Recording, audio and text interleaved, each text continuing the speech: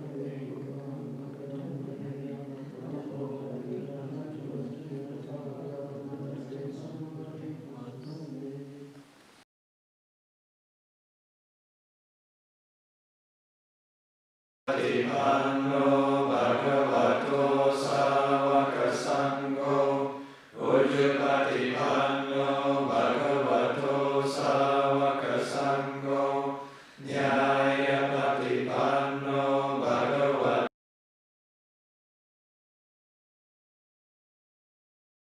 saṅgho Yadidam cattari purisa yukani yata purisa bhugala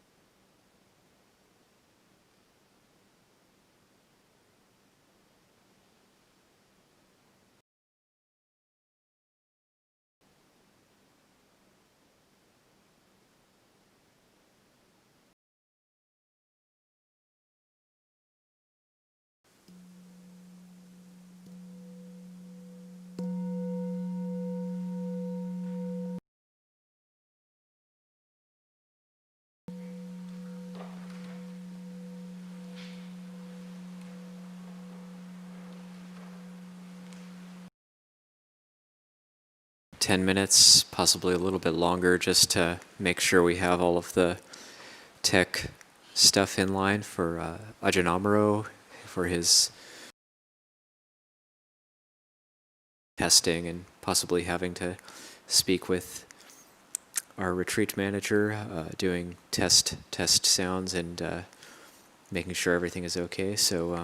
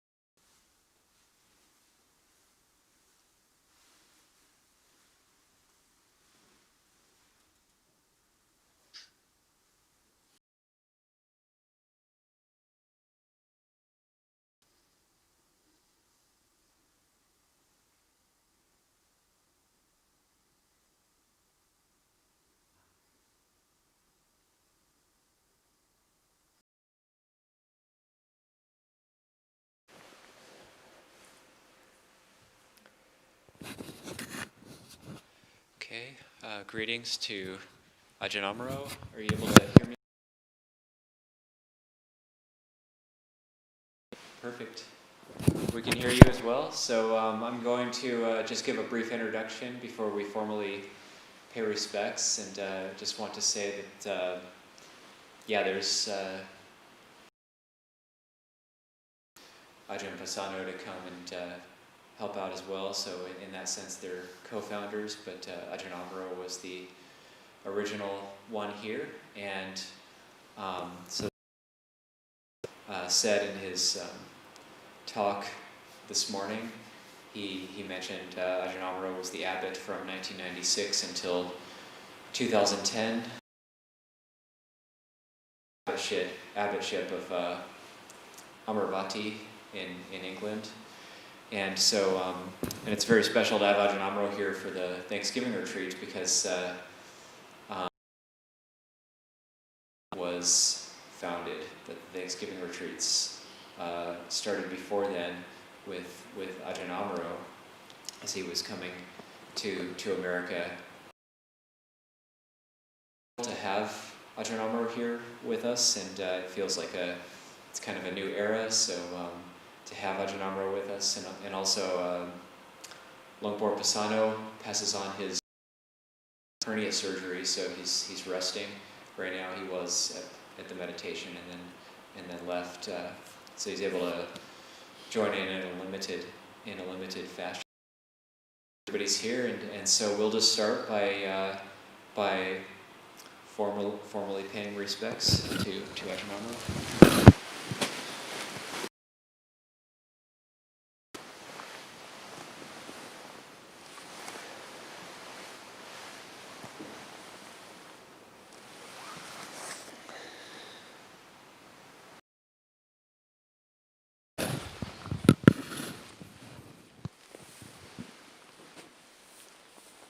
Or you could even just come up and request the talk from here, and then come to your seat. You'll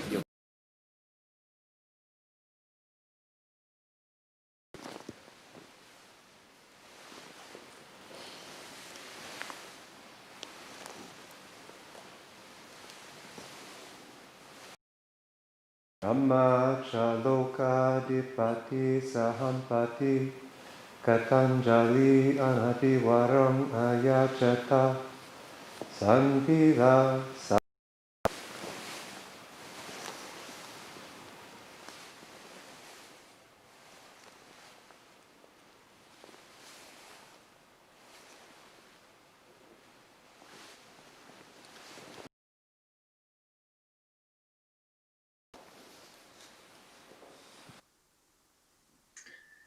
Namo tassa bhagavato arahato dhamma sambuddhassa.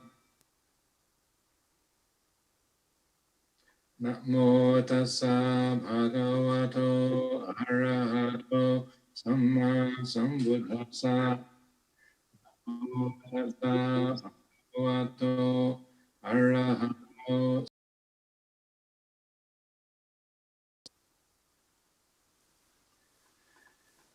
First of all, I'm getting a serious echo here, so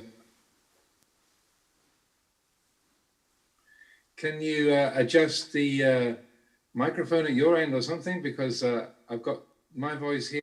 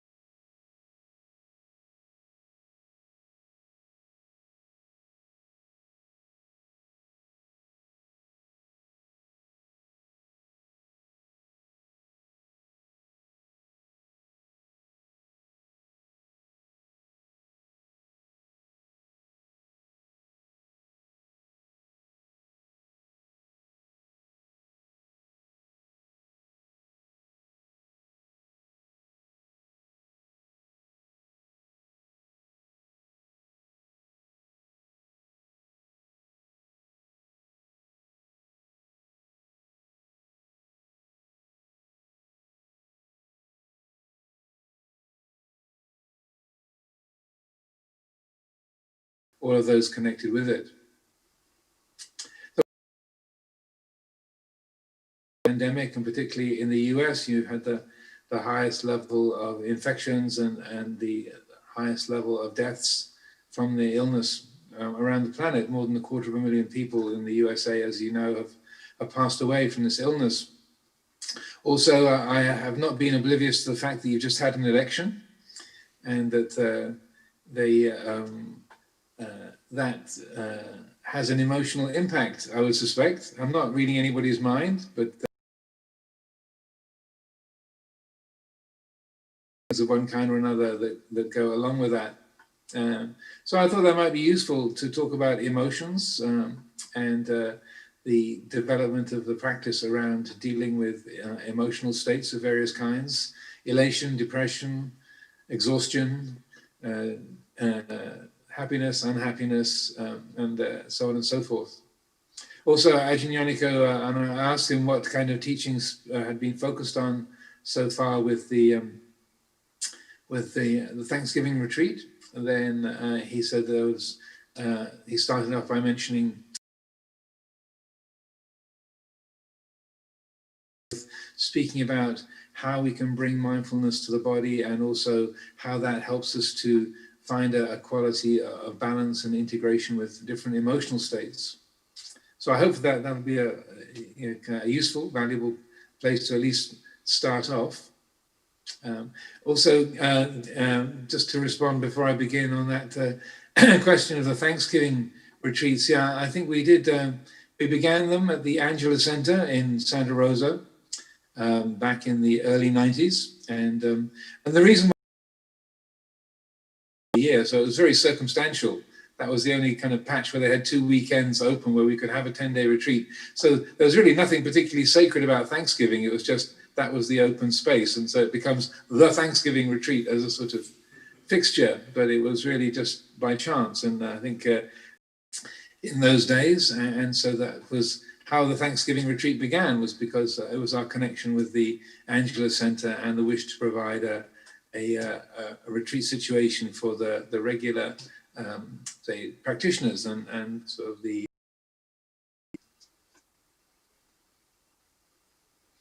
going to this theme on mindfulness of the body. So one of the things when we have strong emotional states, when we're say very focused on another person, someone in our family that we're worried about, or we're irritated with, someone that we're in love with, or someone that we're conflicting with, or in the workplace, or in the broader society, particularly during a time of an election or a political upheaval. It's very easy to get focused on figures who are significant in the political arena, and feelings of love and hate and hope and fear and so forth. That you're thinking that you come through the monastery gate and immediately there's a kind of emotional tranquility overtakes the citta, the heart, as soon as you come into the monastery. There's plenty of variety of emotions that happen in monastery environments, unless Abhayagiri has transformed radically since I was last there. But my experience of monastery life is that there's equal amounts of ups and downs and hopes and fears and loves and hates that pop up and take shape and dissolve in the flow of our lives. So when the mind is taken up with those kind of pulls on the heart, on the citta, then it's very natural and easy for the attention to get focused on that person that we are irritated by, or that person we're worried about, or the feeling of grief, the person that we've lost, or that their life is coming to an end or has ended, and that feeling of care and concern, grief in relationship to that person. So the attention naturally gets pulled to the quote unquote, the outside, and so that the naturally instinctual way that the mind relates is to go to the other. So how to practice with that? And first of all, I'd like to underscore the fact that to even have the idea that Buddhist practice life goes to a sort of a baseline that never wobbles I would say, is a completely wrong view, a mistaken impression of how life and the mind works, or numbness. It's not that at all. And those of you who've practiced with Ajahn Amaro or heard his talks or read his books over the years will know this is a very, very the office, and you're upset about something. You say, "Oh, you're upset. You're supposed to be a Buddhist. How come you're so irritated? Or how come you're so excited? I thought Buddhists never got excited." The practice of Dhamma is not about emotionally flattening ourselves, but rather it's a way of understanding the emotions that we experience. There's a body, there's a mind, so different emotions get triggered by different events, different things that take shape in our lives, the pleasant, the painful, the beautiful, the ugly, the expected, the unexpected, the wanted and the unwanted.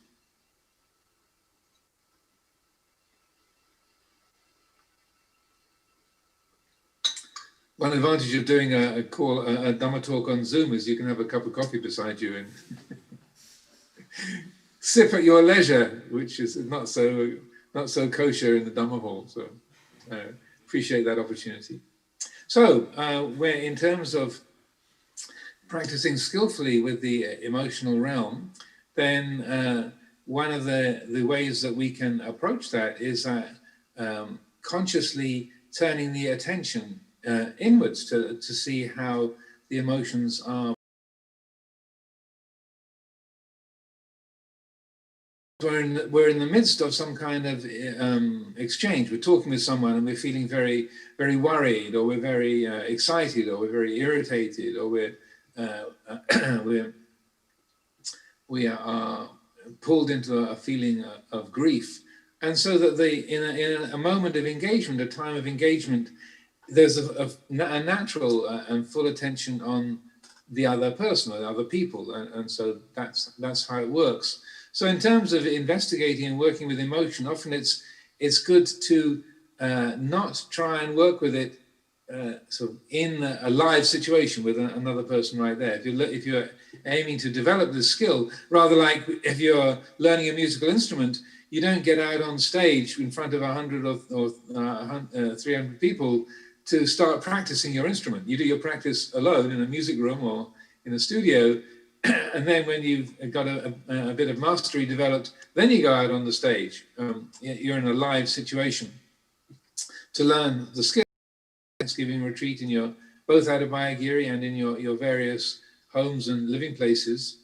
And to say, if there's an area or a particular zone of emotional life that you want to understand, say someone close to you has died or is dying and you're feeling a lot of grief or sadness, or there's a feeling of regret, there's something that's happened in your life that your mind is obsessing over, oh, if only I hadn't done X or Y or Z, then everything would be great. And so this overwhelming sense of regret, or maybe you're obsessed with someone, you're madly in love with them and can't stop thinking about them, and you want to find a quality of balance with that, or you're really irritated with your beloved is really annoying you more than usual, and you want to get a perspective on that.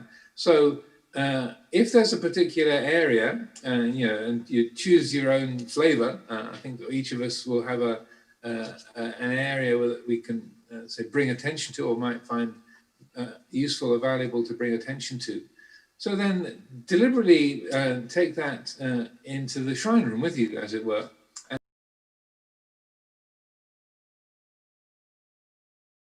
less dynamic and less distracting, and there's more of a quality of stillness and focus is easier to sustain. So that you, and hopefully this isn't contradicting anything that you've heard from any of your good teachers, Ajahn Yaniko or Lumpur Prasanna, or any of the other, Ajahn Karuna Dhammo I see is there in the crowd, and Ajahn Titapanyo. So please forgive me if I'm contradicting anything any of you have said. But my recommendation with this kind of practice is to say, okay, I want to understand this feeling of fear that I have, or I want to understand this sadness I have, or this regret. I want to understand this angry feeling, or this feeling of attachment and ownership of my beloved partner, my beloved Ajahn. A quality of stillness and focus as possible to just settle as physically and mentally as much as can be done. And then after a few minutes, then consciously bring up the memory of that person that you're irritated with, or that you're attached to, or that you're sad about. Or if it's regret, remorse that you want to look at, bring to mind that event that you feel really uncomfortable about. And at this point, you already know the story. I would say I'm not reading anybody's mind, but you know that person's name. You know what you've said to them. You know how much they mean to you. You know how annoying they are. So you don't need a lot of text with this. Rather, just to think the story, just to pop in the trigger that will launch that particular memory or evoke that person or that particular figure. Yeah, those of you who did Thanksgiving retreats with me back in the days, you'll know that we used to do this practice around George W. Bush when he was the president, and there was a lot of reactive emotion around him. I used to encourage people just to meditate on the letter W. And I'm losing my American accent, but you know the guy, and you know the feeling. So it used to be just an ordinary letter of the alphabet, W, but then in that era, W was his nickname, and so just to think the letter W could easily trigger an emotion, a reaction amongst the kind of folks gathered for these retreats. So that then having been triggered, by that memory or that feeling, then the most challenging part of this practice is then to turn the attention around, sort of 180 degrees. So rather than getting drawn into the story about what she said and what he said and what you should have said and what you're going to say and how it could have been and what you should have done, and getting into the narrative, deliberately dropping the narrative and turning the attention back onto the body, and to ask the question, so where do I feel this feeling of attachment or sadness, this feeling of regret? How does it sit in the body? Because my experience is that every emotional state has some kind of somatic counterpart. There's a physical element that contributes, or steel bar across your shoulders, or anxiety is a knot of tension in the solar plexus, maybe lust and emotional kind of longing is a tightening in the throat, or maybe it's a heating up in your armpits. It's going to be different for everyone, and I would encourage not a sort of projection or imagining, but just really searching through the body and noticing the feelings that are there, and then seeing what is the dominant sensation that comes with that particular emotion. So then feeling that in the body, and then again keeping the narrative or the kind of verbalizing around that as minimal as possible, keeping that as simple as possible, just to notice, oh, this is what regret feels like, or this is where I feel grief, or this is the sensation in the body, the focus of attention. So bring the attention to that, and to know that feeling just as it is, without any kind of commentary about whether it should be there or shouldn't be there, or how long it's going to be there, to really, as fully and as completely as possible, establish an openness of heart to that sensation. This is just like if you are feeling the weight of your body on the cushion or the chair right now, or the feeling of the clothes on your skin, or the sensation of the breath as it passes into regret feels like. This is what excitement feels like. It's like this.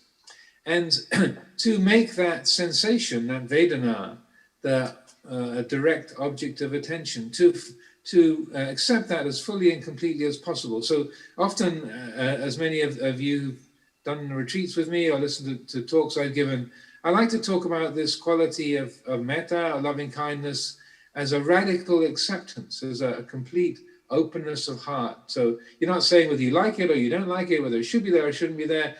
Here it is. In this moment, it's like this. There's this, like the weight of the body on the ground or on the cushion, the temperature of the air, the sensation of the cloth on our skin. It's like this. And so the core of this exercise is really that a complete and an unequivocal receiving and accepting of that sensation. This is what grief feels like. So in that moment, you're deliberately letting go of the story and getting to know the emotion. This is grief. Doesn't matter whether it's how it's tied up with your story or your life or the world around you or the particular details. This is the feeling of grief, or this is the feeling of indignation, or this is the feeling of excitement, or this is the feeling of anger. Why this is the core of this practice, as I use it and understand it, is you're shifting the view from it being a self-centered perspective, right? You know, my story of my life and my stuff and my things and what I like and what I don't like, to a nature-centered perspective, and that is the key, the sort of the linchpin of this as a practice of Dhamma. It's a shift from the self-centered view to a Dhamma-centered view, and that seeing it in terms of nature rather than in terms of my personality or my preferences or my story. And the more that the mind can change from a self-centered perspective to a nature-centered perspective, that's almost exactly proportional to the diminution of suffering. The dukkha factor changes according to the view, so that as long as the mind views things in terms of me and mine and self-view,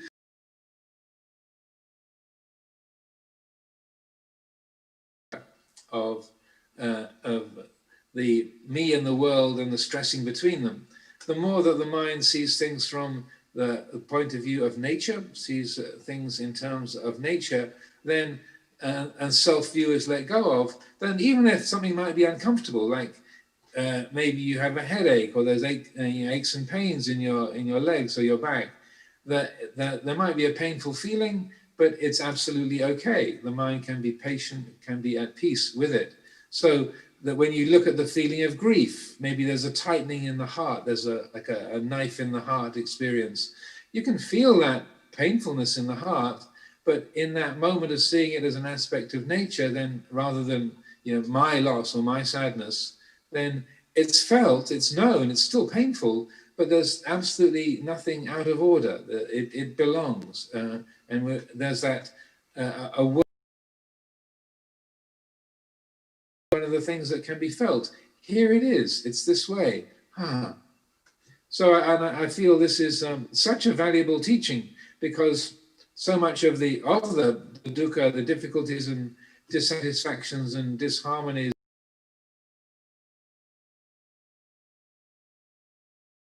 this is elation and hope and longing and delight and fear and aversion, jealousy, regret, grief, and so on, positive, negative, and everything in between.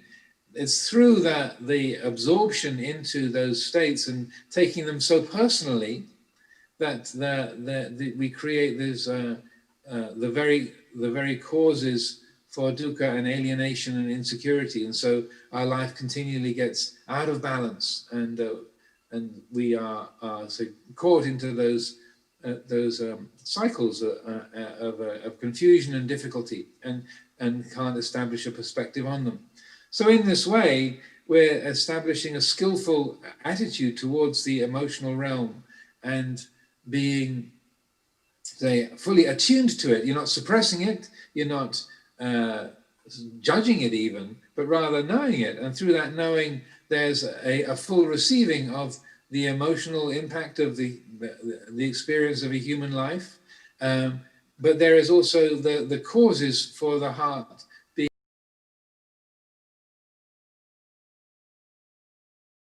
dislike and love and grief are fully known, but they don't create any kind of boundary or limitation. That the heart is not stressed or burdened or limited by any of those states. So we're able to, in a way, fully experience the quality of the human.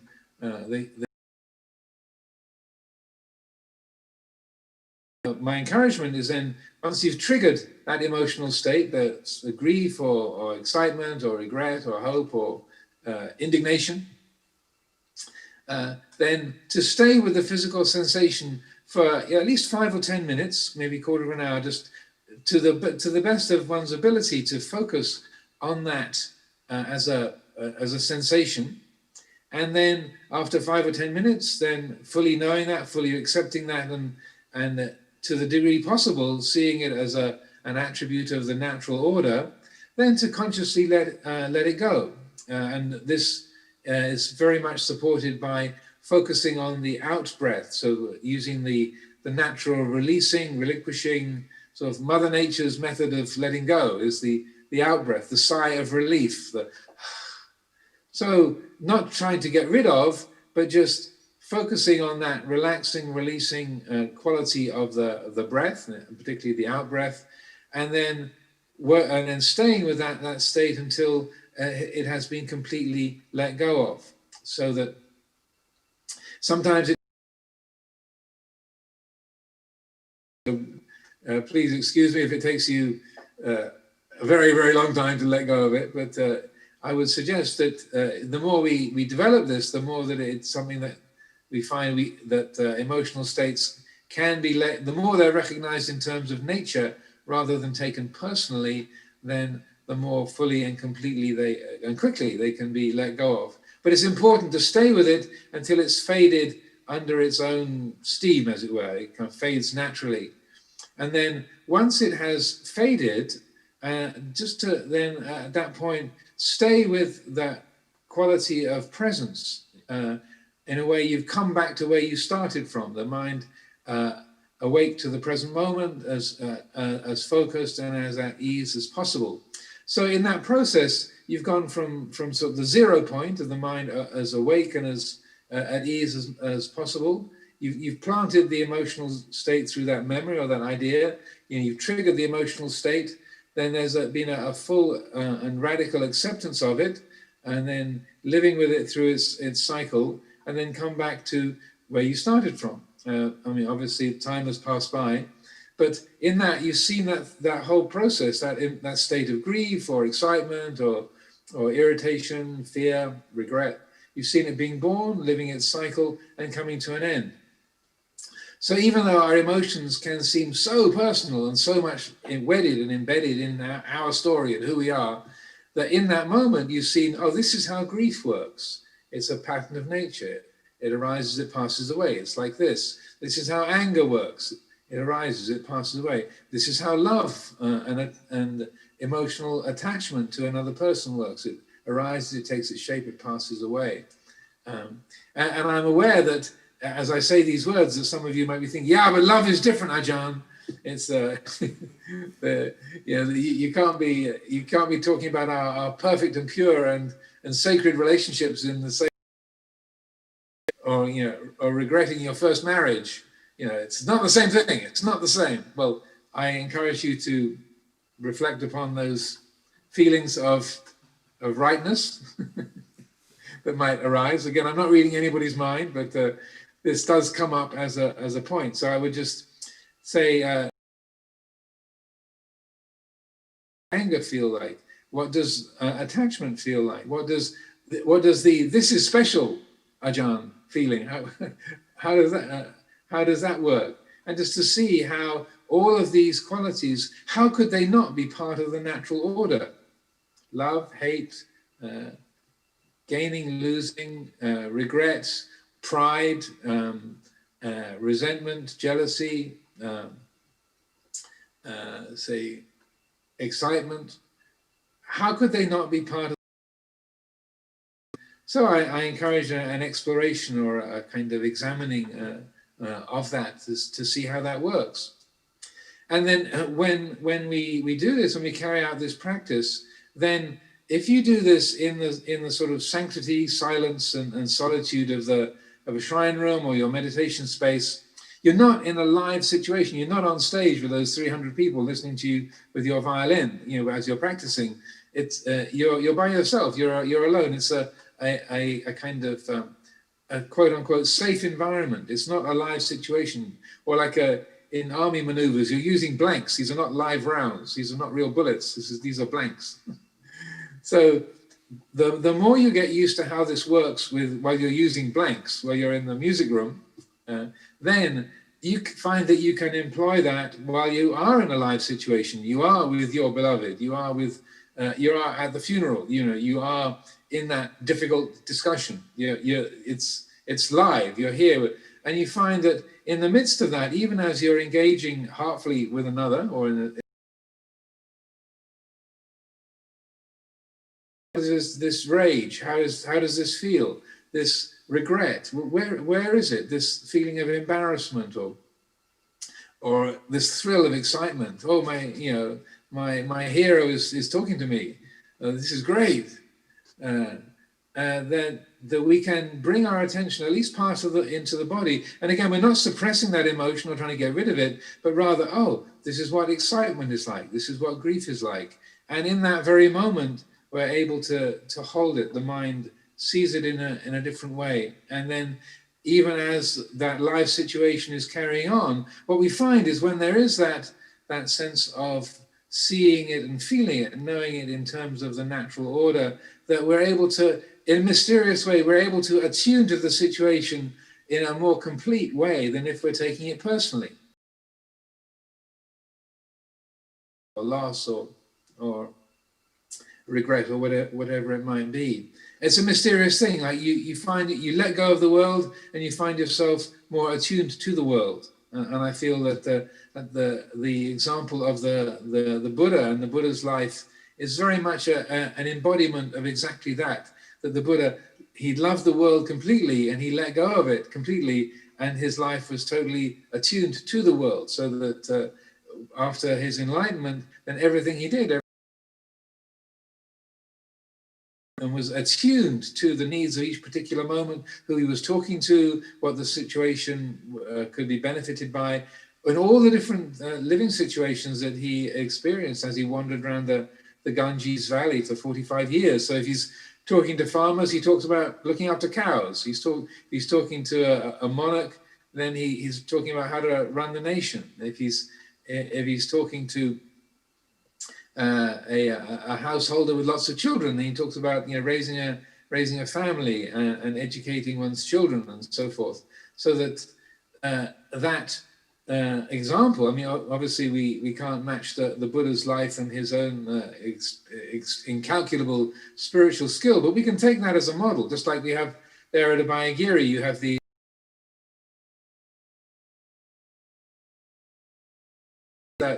to guide us with, so that way the Buddha totally let go of the world, was so beyond the world.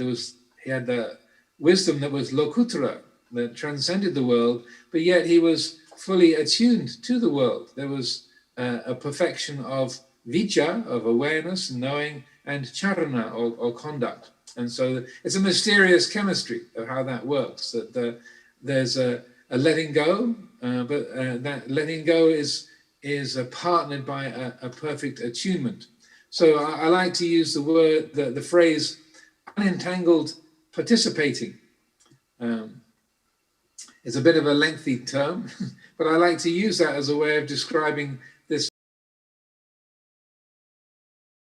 the world, but it is fully attuned to it. It participates fully in the world of people and things, and our livelihood, our planet, our society. There's a participation, but it's a participation without entanglement, without limitation, without this self-centered bonding.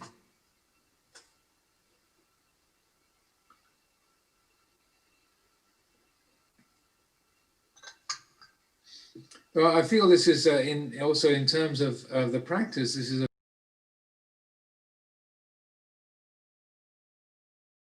concentration and insight meditation, then this principle of learning to see things in terms of nature rather than in terms of self-view, that is really the in a way the informing spirit of insight meditation. And that when we're talking about the development of vipassana, we're in a sense clarifying that quality of vijja, that awakened, aware quality. Avijja is probably a term that's more familiar to most of the people gathered here, meaning ignorance or not knowing. Its partner and opposite is vijja, which is knowing or awakened awareness. So when we recite the qualities of the Buddha in the morning and evening chanting, I presume that that's the classic qualities of the Buddha. And I think in the translation it says impeccable in conduct and understanding. And I feel that's a good way of representing that quality itself, represents very fully this relationship between vijja, or awakened awareness, and then charana, meaning conduct, how this life interacts with the living world. When we are establishing the practice of vipassana inside person, that quality of vijja is not really a person. That which knows the person isn't a person. I know I'm speaking to a bunch of Californians, so I'm not sure what the current sort of psychological language is. I've been away for 10 years, so maybe the psychological, psychotherapeutic language doesn't match what I'm saying. And you might say, but Ajahn, that quality of awareness, that's absolutely the core of the person. That's what the person really is. So, you're really wrong on this one. So forgive me if the language is making things confusing, but sick, I am healthy, I am so many years old. This is my address. I live in Sonoma, I live in Berkeley, I live in New Zealand. Let's see Dhamma grinning in the middle of my screen there. Good to see you again. That's who I am. I'm a Kiwi. I'm a woman. I'm a man. I'm older. I'm younger. I'm non-binary. That's what I am. Those were the qualities that I would refer to as the personal. I'm thinking. I'm practicing. I'm meditating. I'm not practicing. All of those I ams.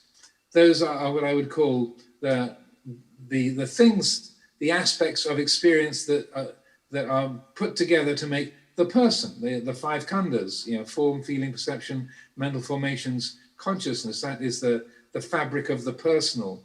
But that which knows the personal, I would say, is not personal. It's not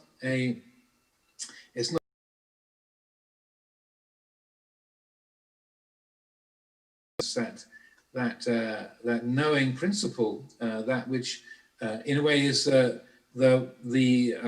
Buddha refuge. And again, I don't know if this has been talked about or any of the Ajahns have referred to this or spoken in this way, but in our forest tradition, and particularly teachers like Lumpur Cha and Lumpur Sumedho would, and myself, Lumpur Pasano, and others of this tradition, very, very regularly speak of the Buddha refuge, not just being Gautama Buddha, who lived 2,500 years ago as a spiritual exemplar and mentor, but rather, as Ajahn Chah would often say, and you can see in many where you can go, where there is shelter from the storm, there is a quality of protection and security. And so Lumpur Cha would say things like, that statue is not a refuge; it's a statue. The Buddha who lived 2,500 years ago, he's an idea, he's a memory. That's not a refuge. What is the refuge in this moment? What is the safe place? Is that quality of awakened awareness, that puru in the Thai language, or tat ru. So any Thai people there, please excuse my bad accent. I've been away from Thailand for a long, long time. And Lumpur Pasana always had a much better accent than I ever. Or tat is a word for element, like It's like the Pali word dhatu has a very similar meaning in the Thai language, tat ru, the element of knowing. So in Vipassana meditation, there's a teasing apart or an allowing of the natural separation of that quality of awakened awareness, the vicca, and then the qualities of the person, this body, feelings, thoughts, memories, ideas, emotions, as I was talking about. And that natural, separation, Luang Por Chah would describe as being like oil and water, that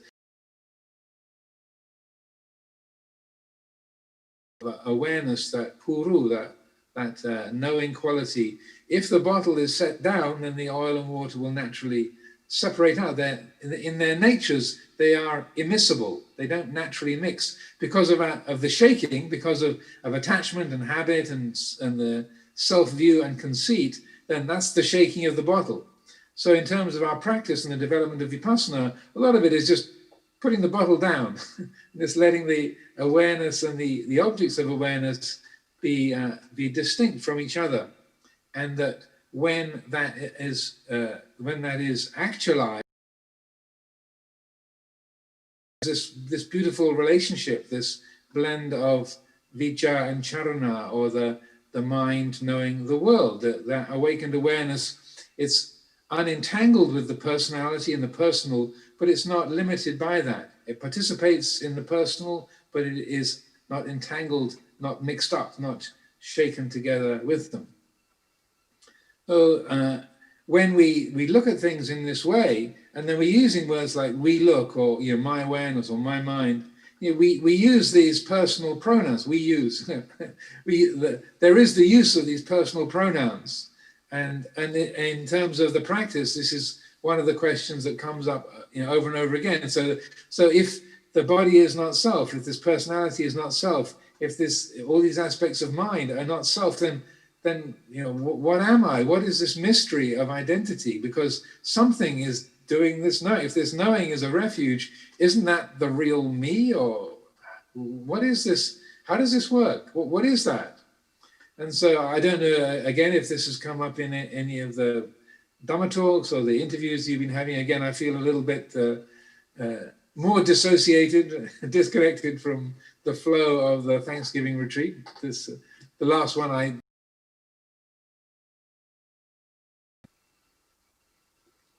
But I feel this is also very helpful to reflect upon, because it's so easy for subtle aspects of self-view and conceit to slip in. And the Buddha even talks about this, so when the mind is confused, it says, is this the self looking at the not self? Or is this the not self looking at the self? What is this? The mind can easily create these kind of tangles of trying to get a concept or an idea of what the me is, or what is this knowing mind, how does it work? And we're trying to create a concept of that which is inconceivable or is beyond conception.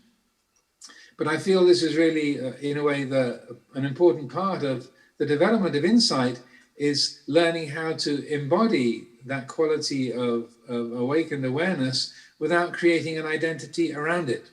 And so one of the teachings that I like to quote, the sutta in the middle length discourses. So for the sutta buffs amongst you, this is sutta number 72, and the key paragraph is paragraph 20. So and this is where the Buddha talks about his subjective experience. So he's had this dialogue with Vajragota. The most interesting dialogues in the Pali Canon are between Vajragota and the Buddha, and he became an arahant, but there was a few stages along the way. So along the way there was this dialogue with the Buddha, and he asked us the question. Started off with him saying, "What happens to an enlightened being when they pass away? Do they reappear in another realm?" And the Buddha says that Vajragota. then being Indian philosophical debate or conversation, he takes it a couple of steps further. Well, do they both reappear and not reappear in another realm? And the Buddha says that both reappear. He said, well, do they neither reappear nor not reappear in another realm? So you think that must cover everything? And the Buddha says to Vacchagotta, no, neither reappears nor does not reappear. That doesn't apply either. And then Vacchagotta, there's got to be one of those must be relevant. And the Buddha said, Vaccha, the way you ask the question presumes a reality that doesn't exist. So, and it gives this wonderful example of fire. He said, so, Vaccha, if we had a little fire burning here that was made of grass and sticks, and then the fire went out,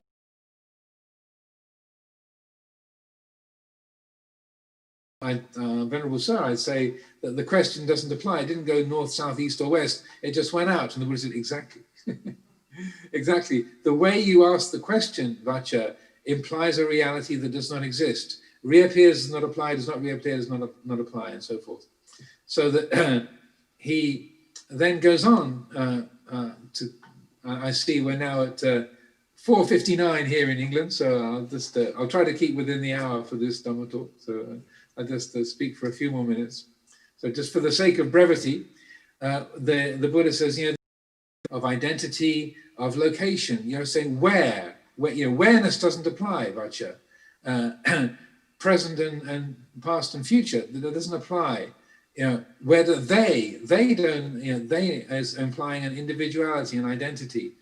So what he then says is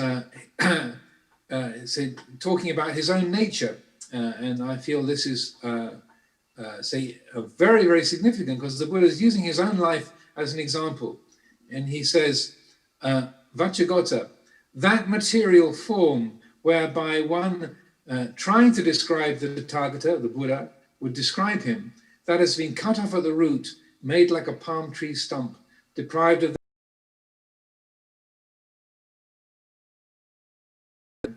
the material form, the Tathagata cannot be reckoned in terms of material form, Vaccha. He is profound, immeasurable, unfathomable, like the great ocean. Is liberated from being reckoned in terms of form, feeling, perception, mental formations, consciousness. He is profound, immeasurable, unfathomable, like the great ocean. So in that, and again, I'm open to, well, you're not going to be able to talk to me because I'm not there for the interviews or any Q&A sessions that you have, but I drop this into the noosphere, the conceptual and the pool of contemplation for you all. Mental formations, consciousness. And when he says the Tathagata, I take that also to represent this knowing mind, this very quality of awakened awareness that is the very core, the very fabric of experience that is the nature of all of our minds. That's the knowing faculty at the very basis of all of our minds. That in its essence, it cannot be reckoned in terms of form, feeling, perception, mental formations, consciousness, but there is something there. There's a suchness. There is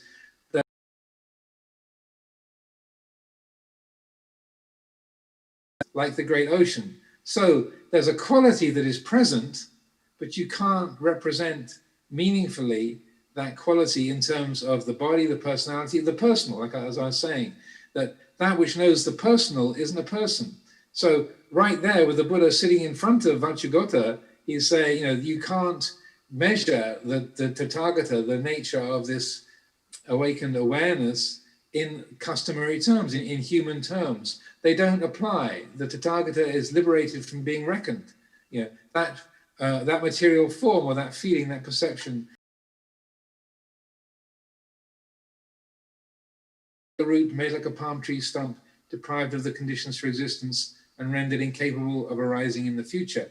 So all of those personal qualities have been totally let go of, but there is this awakened awareness as embodied by the Buddha, and in our own lives, right at the very core, the very fabric of experiencing is this vijja, this awakened awareness, this knowing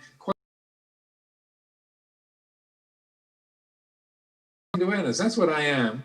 That's a thought. That's a sentence, right? I am the awakened awareness. That's a sentence. I am the awakened awareness. Of 5 words. It's just noises being spoken into a microphone while this luminous rectangle represents a lot of other luminous rectangles gathered around the Northern California and the rest of the planet. So that that quality, when you say awareness, awareness is the word. It's not awareness itself. Awareness is what knows the word. Awareness is not a word. It's not a concept. It's not a word. It's a quality. And even using a word like a quality, it's like those of you who are familiar with Zen and the Art of Motorcycle Maintenance, the whole story hinges around the author's exploration of what is quality. What is that? But it's in a way one of the closest words we can use to refer to an attribute of reality of this nature. So that this teaching of the Buddha to Vajragota, then I feel it's very significant where he says that the Tathagata cannot be hours there on the shore of Northern California, but down at Baker Beach, down by the Golden Gate Bridge, or 10 Mile Beach in Mendocino, Fort Bragg. You stand by the ocean up on a cliff, and then you look out over the spread of the ocean to the horizon. What happens in the heart? Wow! Unless you're totally preoccupied by your own obsessions and concerns, when you look out over the ocean, and why we go to the ocean side, and we look, for most of us, I would say, is to get that contrast, to establish that kind of perspective of, wow, it puts the rest of our inner personal world, the great ocean. So like when we stand at the seashore on a cliff and look out over the sea, there's that limitlessness. It goes to a horizon, bends beyond the horizon. You can even see the curve of the horizon sometimes. What's below the surface? What lies beneath? We can't see. It's just under the waves. It's deep, it's profound, but you can't see it. It's beyond our range of vision. There's power there. There's tides. There's the currents. There's the wind moving the surface. The breakers are bursting on the rocks. There's power and strength there, but it's kind of present, powerful, immeasurable, but you can't really define it. You can't really pin it down. So the Buddha uses that image of the seashore and the nature of the sea, profound, immeasurable, unfathomable, as a way of representing his own inner quality, if you like. For someone who's prone to presumptuousness like myself. But I feel that's a wonderful way of, say, representing that inner quality of that awakened awareness, that quality of the heart. You can't define it. It has no limit. It has no boundary, but there's an attribute of strength, of profundity, profound, immeasurable, unfathomable. And the challenge is not to define the real me, because taking a word like I am the awakened awareness, or I am the Dhamma, that's what I am, that's just a set of words. That's the concept. The concept is not the reality. Like the words on the tin are not what's inside the tin. And that's part of the challenge. And so that I feel in terms of developing the practice and developing this insight, not just into emotion, but into the whole field of experience and developing Vipassana meditation, to take a simple reflection, to take a simple theme like that, and then to watch how that puts the personalizing habits into perspective, to see when you take, and I use this kind of practice a lot, just to take a phrase like, the mind is Dhamma, it's not a person, and just drop that into the the field of attention, to drop that into the space of the mind, and let that put the personalizing into perspective. It then, in that moment, or not just the emotions, but the habits of view and self-creation. I am a man, or I am British, or I'm American, I'm a woman, I'm tall, I'm short, I'm old, I'm young, I'm healthy, I'm unhealthy, I am this or that. That is still present. The body doesn't evaporate, but the view of it changes in a radical way. And that the point of the practice is embodying that reality, being Dhamma, rather than having an idea of that, you know, I am this or I am that as a concept. And that's the challenge, is to make that realization explains everything, or an idea that is appealing, or a sentence that we'd like to stick up on the fridge or make a bumper sticker. That which knows a person is not a person. Put that on your rear fender. You have it as a bumper sticker. It's more than a bumper sticker. It's a realization that can inform these mysterious lives of ours moment by moment.